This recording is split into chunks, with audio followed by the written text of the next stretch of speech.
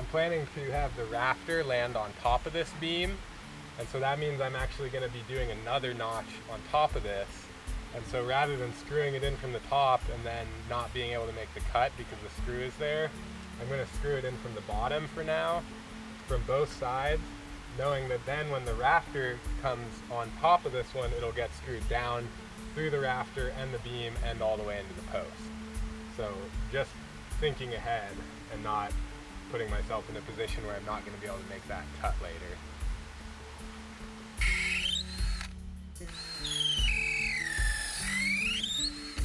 And the placement of these screws is really important too. I'm always putting them in at angles that are opposing each other, because right now the most likely thing that this beam would want to do that we don't want it to do is roll one way or the other. And so if it's got these two screws like that, it's keeping it from being able to roll.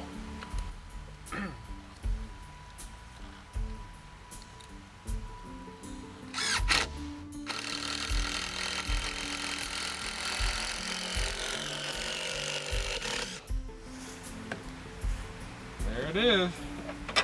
It's not going anywhere now. Got another one from the other side. Another thing I'm doing, like I mentioned before, is that I know I'm going to want to cut this off so that the next beam can also sit on this post. So I'm not going to put these screws past the middle point of the post, because then I'll have a surprise when I go to cut through this later. I'm going to end up hitting a screw by accident. Another thing is that it's possible that this ends up staying and the other beam actually sits on top of this one, but that can create complications sometimes with the wall. We'll see how that goes. Such a beautiful shape. Gotta love it. Gotta love that shape.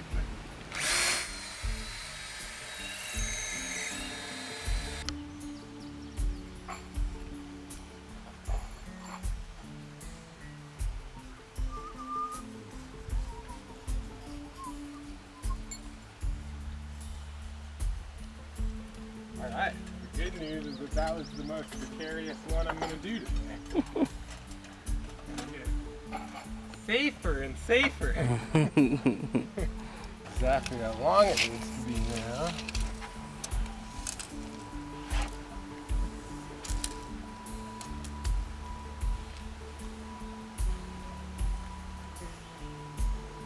Nine and a half.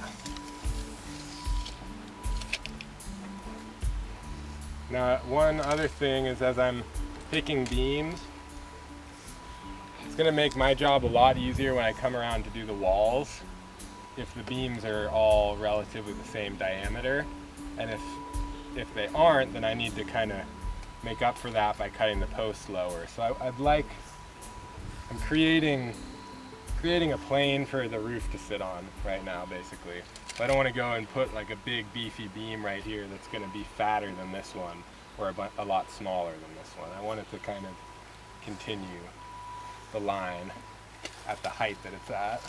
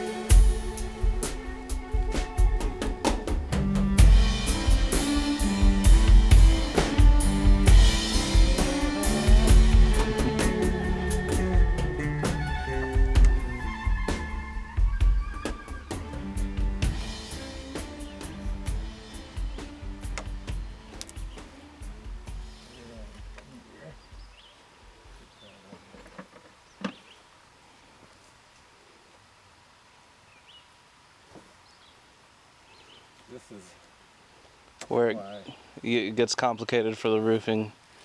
this is why I need to cut that. Yeah, I see. So you can see first thing I'm doing here, I get the thing where I want it, or close to where I want it. As close as I can get, basically.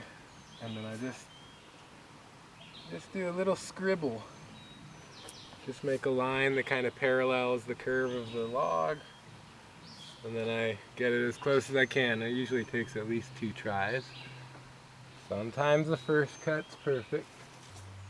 Really just like a face cut, just like right onto the post with the bolt going through it would be enough, because all of the weight, see, it's always like with these notches you want to think about where the weight is pushing the log, and the weight of the roof is all pushing this way because the roof's pitching out like that, so weight's going like this, and you got this post in the middle, so you know that anytime there's weight on the rafter it's pushing it into the post.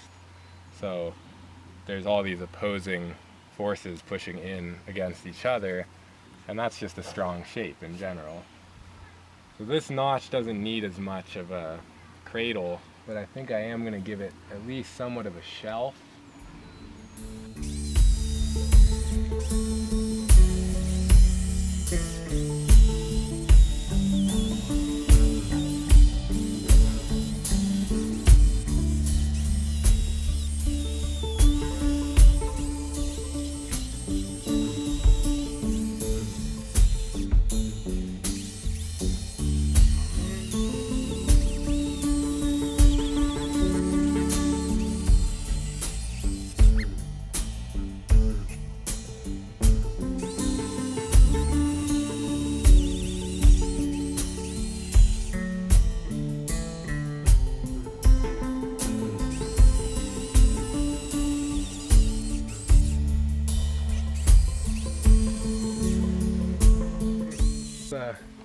Most of the weight of the roof is really pressing in that way, and then you're gonna have another rafter pressing in the other way.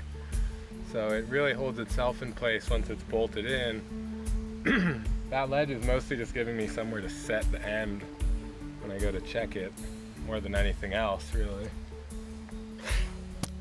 But it's nice to have that seat too, for gravity's sake. Take some work away from the screws.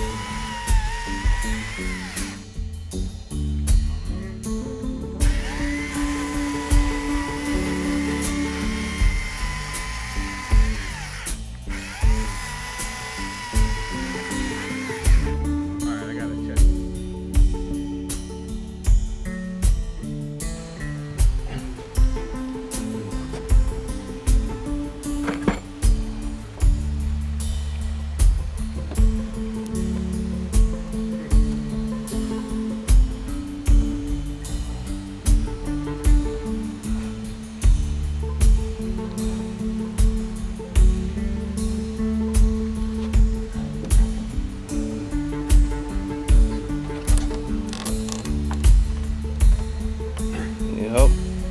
I'm good.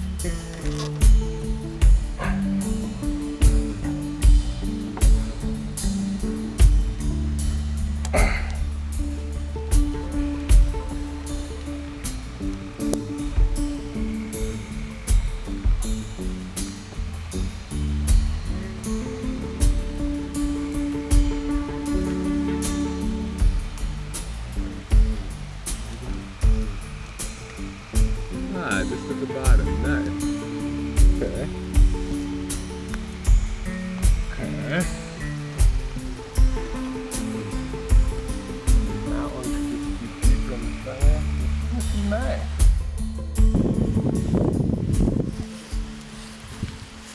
You want me to cut that? So this is the bare bones of what will be the balcony out here, and I'm using these pieces of roundwood cedar that I ran the mill across just one cut to get a flat surface.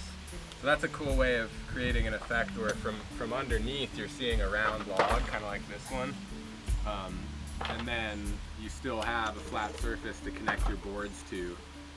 And that's a great use for the bandsaw mill. And these are gonna get some big cedar slabs going across them this way. And right now what I'm doing is notching it into here so that it's at the right plane and level with this first beam that I have set. And right there it's good. And so I'm gonna go over to this side and make sure that it's good, and it's still like 2 inches high over there. So I'll be cutting that out a little bit more, dropping it in, doing the same thing with that one, and then we'll have a nice even plane here to put our slabs across. So I know that this needed to go down 2 inches. I'm gonna be very conservative with that though and not go that far quite yet.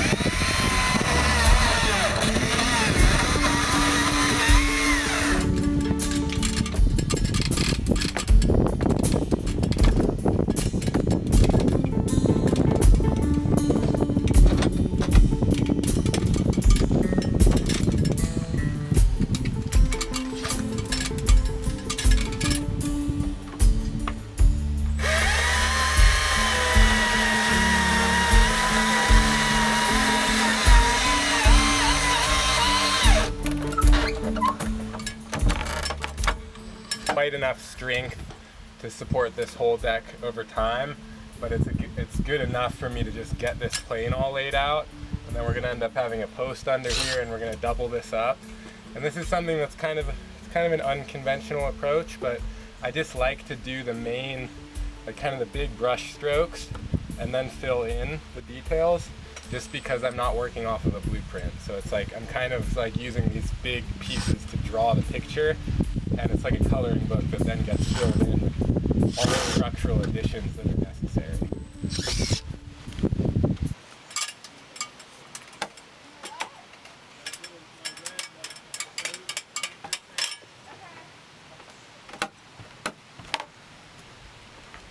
All right, what do we got? Hey, that's perfect. I love when it's perfect. Ha! That makes me happy.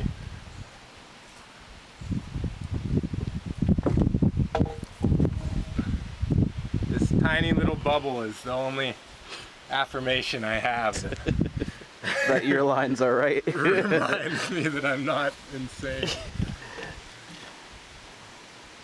Actually right. Oh yeah. Alright. Okay, cool. You should just see this little piece right here. Looks real nice. Oh, that's sick. Yeah. So you can see that we've got all the primary rafters in now, and the beams, and just enough of a scaffolding for me to feel safe to move around on.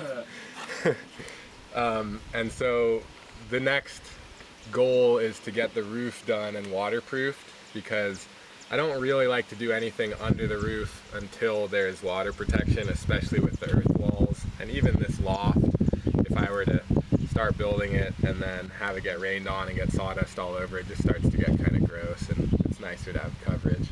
So I'm gonna get the roof done first, and that is going to require that we do some milling on the bandsaw mill.